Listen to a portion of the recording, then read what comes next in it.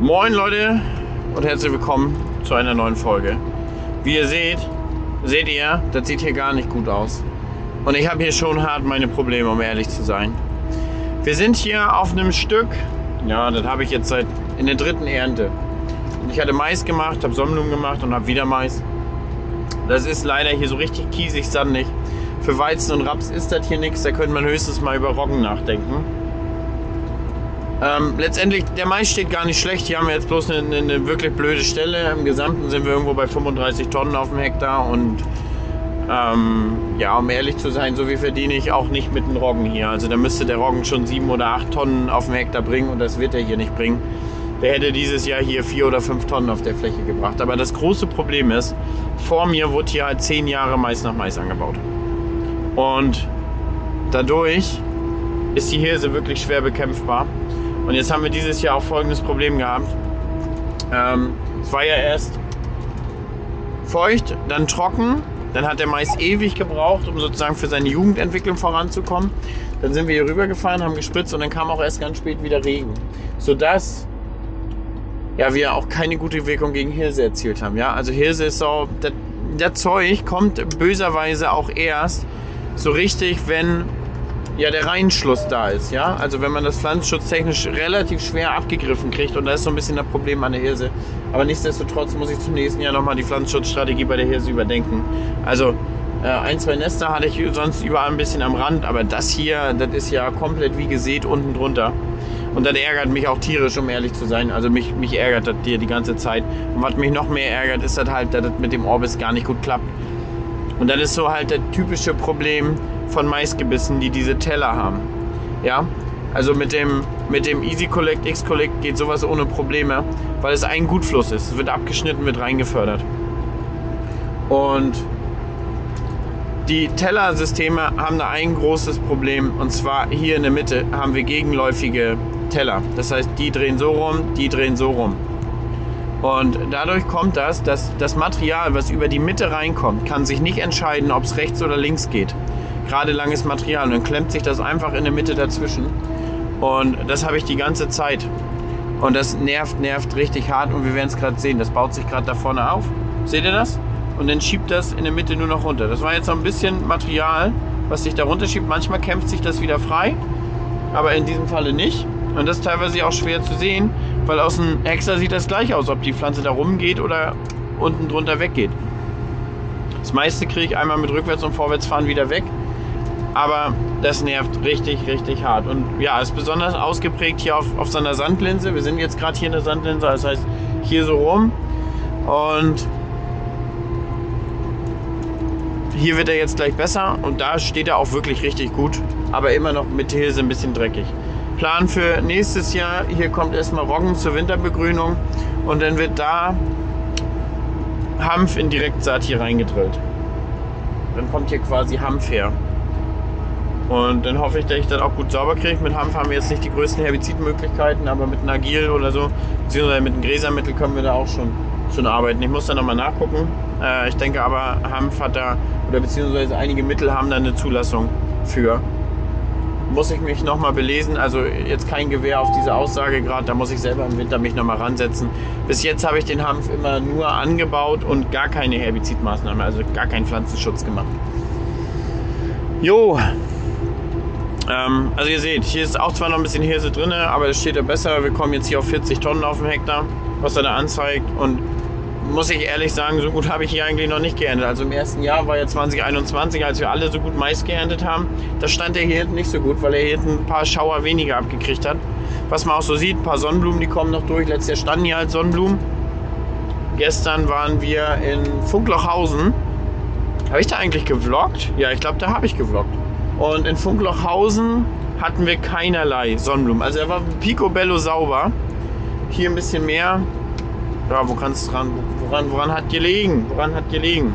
Kann ich heute nicht sagen. Selbe Herbizid gefahren, selbe Strategie und sogar am selben Tag gespritzt. Steckt man manchmal nicht drin. Manchmal macht ein Regenschauer den Unterschied aus. Hier haben wir sogar sind wir mit der Güttler rüber gefahren, um es besser anzuwalzen.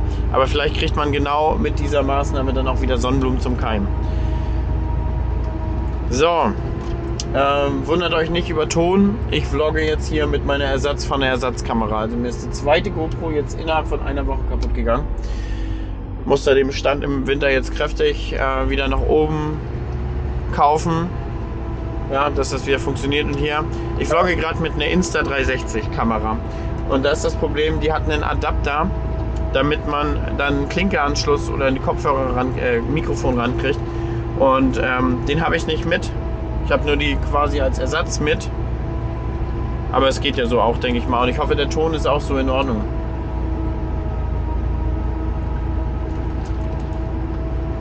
So. Aber das ärgert mich, Leute. Ich sitze jetzt hier schon seit 2 Stunden und ärgere mich ununterbrochen. Ich meine, das ist jetzt Geschichte, aber man fragt sich ja doch noch, woran hat gelegen? Naja, was hätte man anders machen können? Ansonsten fahren wir erstmal gut voran. Wir haben heute Samstag, den 30. September. Und ich denke, dass wir ja, vielleicht morgen Abend sogar fertig sind auf dem Sonntag. Und dann fahren wir auch weiter in die Sonnenblumen. Und dann kümmern wir uns auch noch um die restliche Aussaat von der restlichen Gerste und vom restlichen Weizen. Und dann ist das eigentlich auch schön früh drin dieses Jahr. Ist eigentlich ganz geil, um ehrlich zu sein. Für die Bestände ist das gut. Bei uns beginnt ja ab Oktober ungefähr die Spätsaat im Getreide, verrückterweise, wo viele erst die normale Saat anfangen. Dafür haben wir aber zu wenig Temperatursumme und zu wenig Licht am Ende des Jahres. Deswegen müssen wir relativ früh und zeitig immer alles machen. Und bei Weitem im November ernten wir nur noch 2 Tonnen weniger gegenüber September-Aussaat bei uns im Weizen zum Beispiel. Bis dahin erstmal. So, da sind wir wieder. Leute, hier sind wir, ja, Windmühle Klein. Hier war eigentlich meine beste Zwischenbruch. Und ich habe mich beim Maislegen aus dem Fenster gelehnt und sage, hier wird der beste Mais stehen. Und ich bin auch schuld, dass er hier nicht steht, der beste Mais. A, weil ich das gesagt habe. Und B, wir hatten hier einen unfassbaren Druck mit Ausfallrettich. Leute, den hätte ich einfach mal im Herbst wegmulchen müssen, bevor der reif wurde. Und ich habe den relativ, zeitig nicht, aber das hat auch dieses Jahr wirklich lange gedauert, bis die Maispflanzen im Vierblattstadium waren. Und dann war der Rettich schon so üppig, dass er auch den Mais krass unterdrückt hat. Und das hat dann auch gedauert, bis der das ein bisschen verwachsen hat. Der hat das verwachsen, aber ich sag mal schon, das hat 20% Ertrag wenigstens gekostet. Die Pflanzen sind im Gesamten ein bisschen schmaler, die Blätter sind kleiner, die Kolben sind kleiner. Ja, wir fahren hier auf 30 Tonnen ungefähr auf dem Hektar, also 10 Tonnen Trockenmasse, so Pi mal Daumen. Das hat richtig Ertrag gekostet, wenn nicht sogar 30 oder 40%. Diese lange Rettich, der da drin stand, und ja, der ging am Ende auch gar nicht weg. Ein bisschen sieht man da vielleicht noch da unten auf dem Boden. Ich wollte euch das eigentlich immer noch mal in der AKF zeigen, aber mich ärgert das auch, dass ich dieses Jahr überhaupt keine AKF vom wachsenden Mais gemacht habe. Aber nächstes Jahr ohne Grünland wird es auch deutlich besser, Leute. Die Zeit fehlt mir da einfach.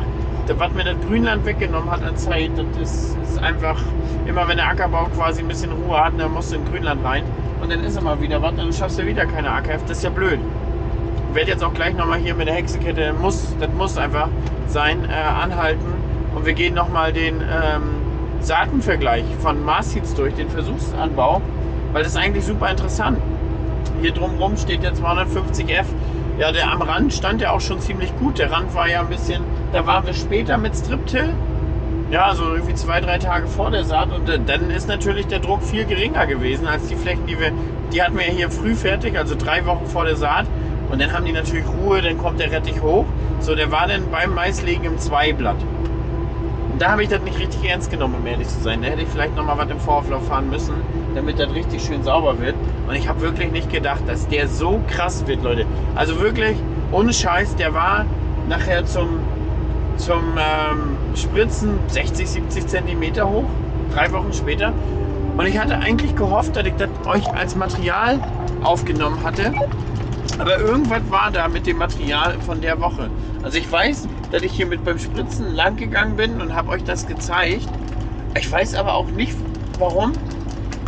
Ich glaube, da hatten wir Tonprobleme. Ich glaube, da kam das nur stumm raus oder irgendwie sowas. Ich gucke mal, ob ich das Material noch habe, um euch das zu zeigen. Tonprobleme generell, es ist wirklich schwierig immer mit den Kameras. Dann steckt die Klinke nicht richtig drin, dann hat das Mikrofon nicht automatisch die Aufnahme gestartet. Der Ton ist ja einfach schwierig. Jetzt nehmen wir es direkt hier auf mit dem Gerät. Ich meine, so geht der Mais. Ja, also ich habe schon Schlimmeren gesehen, ganz ehrlich, aber ich habe auch schon Besseren gesehen und dieses Jahr, der hätte hier deutlich besser performen müssen, ohne Scheiß. So. Lasst mich noch mal ein paar Meter runterfahren, dann zeige ich euch das meine Senke, wenn er Meerwasser hat.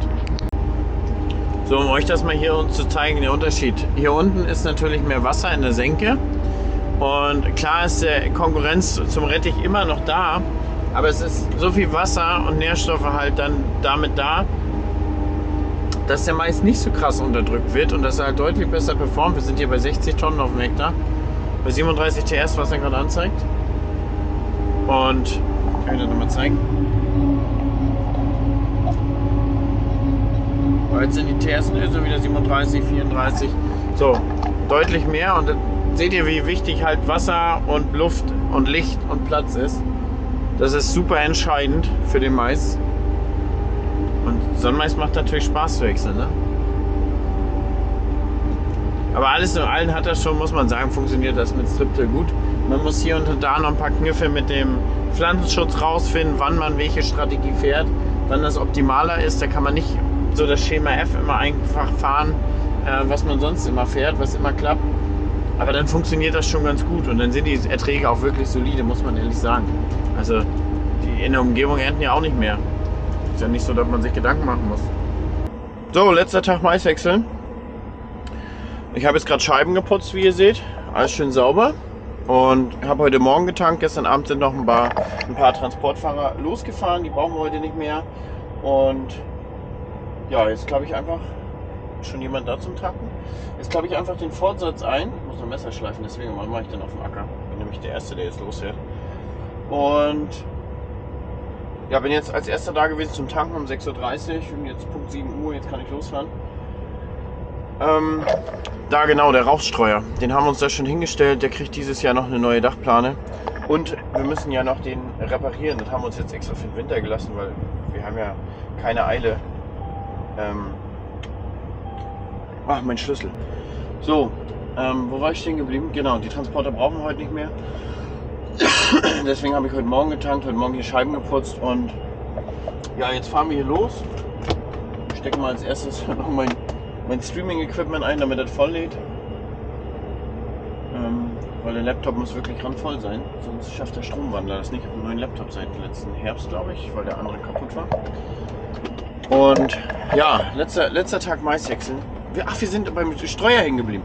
Der Streuer, Leute. Und zwar ist es so, dass ich ja dieses Jahr nichts mehr zum Streuen hatte, als der kaputt gegangen ist. Und der kriegt einen richtigen Umbausatz anscheinend. Denn einige haben mir geschrieben, der Verstellmotor vom Aufgabepunkt, der ist nicht entsprechend abgesichert. Das heißt, wenn der mal einen kurzen hat oder zu schwer geht, raucht ihr die ganze Bude ab. Aha, im wahrsten Sinne des Wortes beim Rauchen. So, dann gucken wir mal an Svenny vorbeirollen, ob der in der Kabine sitzt. Svenny? Nee. Das ist nämlich eine Oles Schlappertang. Und jedenfalls machen wir das im Winter. Ich habe zunächst ja einen Flüssigdünger schon vorgekauft. Deswegen, ja, eigentlich brauchen wir den nächstes Jahr nicht, aber wir machen den mal halt. So, wenn ich jetzt losfahren will, drücke ich hier den Straßenschalter, damit ja, werden die Lichter quasi deaktiviert und er macht hier eine Alarmmeldung, das Licht an ist. Er macht automatisch den zweiten Gang rein und jetzt drücke ich hier diese Taste. Und wenn ich jetzt anroll, geht das Schneidwerk runter und jetzt fahren die Transporträder in die richtige Position und der richtige Druck wird angefahren in den Transporträdern bzw. in den Zylindern, damit er richtig federn kann. Und jetzt sieht der Blick auch eigentlich ganz vernünftig aus. Klar habe ich davor was, aber das senkt sich ja nochmal deutlich ab. Also von daher ist gar nicht so schlimm. So, danach gehe ich hier auf Halbgas. Zack. Und ihr seht, der hat jetzt den Druck hier angepasst. Das heißt, der hier ist auch grün, Schwingungszählung ist aktiv und die Räder fahren. Was ist denn? Und da werden Leute wieder sagen, was ist denn, wenn das alles wieder hier nicht geht und Sensoren spinnen? Kam noch nicht vor. Bei den alten, wo man das auf den Tisch, auf den Wagen gelegt hat, da hatte man dann öfter mal, dass der Kontakt nicht richtig geschlossen hat, damit er weiß, dass er einen Wagen fährt. Bisschen kurzatmig, ich habe ein bisschen so einen ollen Husten hier. Und bei dem ist es so, ich kann auch mit ausgehobenen Schneidwerk fahren, dann ist die Geschwindigkeit aber auf 25 km/h limitiert. Und ich sag mal so, fürs Umsetzen und Fahren und Notbetrieb reicht es erstmal, wenn das eintreten sollte. Es ist ja immer so quasi so ein Notnagel überall in den Maschinen, dass wenn ein Sensor nicht geht, dass man irgendwie so einen Notbetrieb machen kann. Also persönlich ist noch kein Sensor so richtig ausgefallen, außer das mit dem Metalldetektor, dass man wirklich sagt, ja, man kann jetzt nicht mehr weiterarbeiten. Mit dem Metalldetektor ist eine andere Sache. Und da kommen wir eigentlich zum nächsten Thema, was wir mal eigentlich nicht ansprechen dürfen, aber irgendwie auch ansprechen müssen. Aber ich nehme es auch hier nicht im Thumbnail rein als Clickbait oder ähnliches. Wir wollen da ja keine Aufmerksamkeit dem Thema mehr widmen, als unbedingt notwendig ist. Und zwar hat gestern, ich weiß nicht gestern, aber auf dem Stück, wo wir gestern waren, da hat jemand Metall in die Kolben gepackt. Und das ist ziemlich nervig. Der Häcksler erkennt Metall und ich musste alle 10 Meter anhalten, alle 5 Meter das Metall aus dem Schneidwerk suchen und das rausziehen. Das hat uns ungefähr 4 Stunden gekostet von der Zeit. Und wir werden das heute auch zur Anzeige bringen, denn man weiß ja nie, vielleicht wird jemand gefasst in der Umgebung mit demselben Prinzip und dann kann man das gleich zuordnen und dann muss der die 4.000 € auch blechen, wenn man denjenigen findet. Ich glaube, das ist wichtig, dass man sowas einfach immer anzeigt. Und gefühlt wird das auch immer mehr. Und das ist auch ein Punkt, vor dem ich echt inzwischen Angst habe. Diese Manipulation an Maschinen oder am Feld, dass irgendwas da passiert. Man darf das eigentlich gar nicht ansprechen und ich versuche das auch eigentlich komplett wegzuschweigen im Stream und. Es gibt so viele Geschichten darüber und ich will dem eigentlich auch gar keine Bühne geben. Ja, also ich denke, wenn man einfach darüber redet, dann ist es, aha, ja, das kann man machen so. Das will ich einfach nicht, aber ich will das einfach jetzt hier ganz kurz ansprechen. Witzigerweise habe ich heute mit einem anderen Häckslerfahrer telefoniert, gesprochen, Sprachnachricht.